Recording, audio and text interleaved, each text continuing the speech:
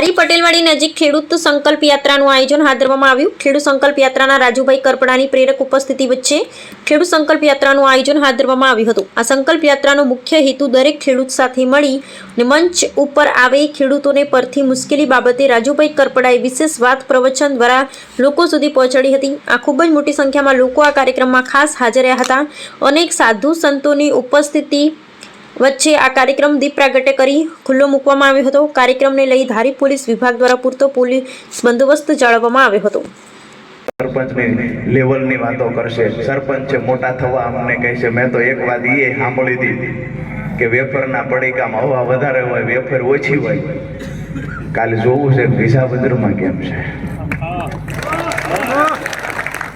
વિસાવદરના તમામ સમાજના લોકો, તમામ સમાજના ખેડૂતોને વિનંતી કરું છું કે એક વખત ફરી વાર બતાવી દેજો કે એ જ રાજુ કરપડા છે। જેથી દેદીએ હારે હતા ને આજ ફરી વારે રાજુ કરપડાની ભેળા ઊભા છે।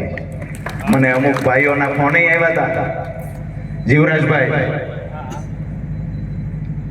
સભામાં તો આવવાના છીએ, પણ એ વખતે તે તમે સાથે હતા, અમે બધા હાલ્યા, બધું બરાબર છે, પણ એને સરસ મજાની મને વાત કરી કે જાનૈયા તો બરાબર છે બધું જે હતું તે, પણ તેદી હાલ્યા છીએ, કોઈ દી નતા હાલતા છતાંય તેદી હાલ્યા છીએ। આ માણસ નતો ગમતો તોય અમે તમારા કારણે હાલ્યા છીએ।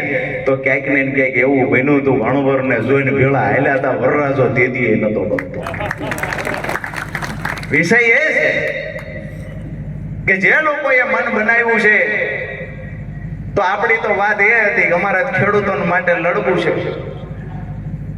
અમે જાહેર જીવનમાં આવ્યા ત્યારથી લઈને ભાજપને ગાળું દેતા, ભાજપની હામાં લડ્યા, આંદોલન કર્યા, દેખાવો કર્યા, ભાજપને ગદ્દાર કીધી, ખેડૂત વિરોધી કીધી, બધું ભાજપને અમે કીધું ને।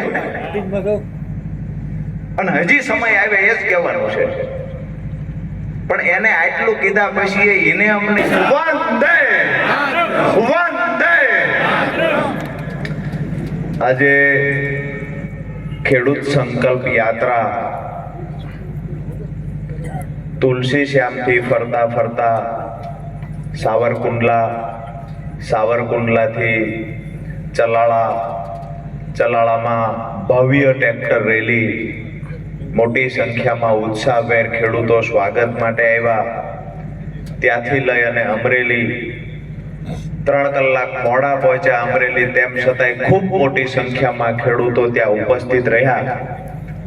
અહીંયા પણ લગભગ 1.5 થી 2 કલાક અમે મોડા છીએ, તેમ છતાંય અકલ્પનીય સંખ્યામાં બિન રાજકીય કાર્યક્રમ હોવા, ખેડૂતો માટેનો કાર્યક્રમ હોવા, તેમ છતાંય કોઈને ફંડ, કોઈને વાહનની વ્યવસ્થા અને આજુબાજુના ગામડાઓમાંથી જે મોટી સંખ્યામાં ખેડૂતો તમામ જગ્યાએ ઉપસ્થિત છે, ત્યારે આજે ધારી ગામના આંગણે પણ જે મોટી સંખ્યામાં ખેડૂતો ઉપસ્થિત રહ્યા છે, આપ સૌનો હું હૃદયથી આભાર માનું છું। રાજુ કરપડાની યાત્રા આ ખેડૂતો માટે જોયેલું સપનું પૂરું કરવા માટે હવે એક એક ખેડૂત રાજુ કરપડાની હારે ઊભો છે। આવનાર સમયમાં જે સંકલ્પ કરવા માટે નીકળ્યા છીએ કે પહેલો સંકલ્પ ગુજરાતના તમામ ખેડૂતોને હું એક મંચ પર લાવીશ।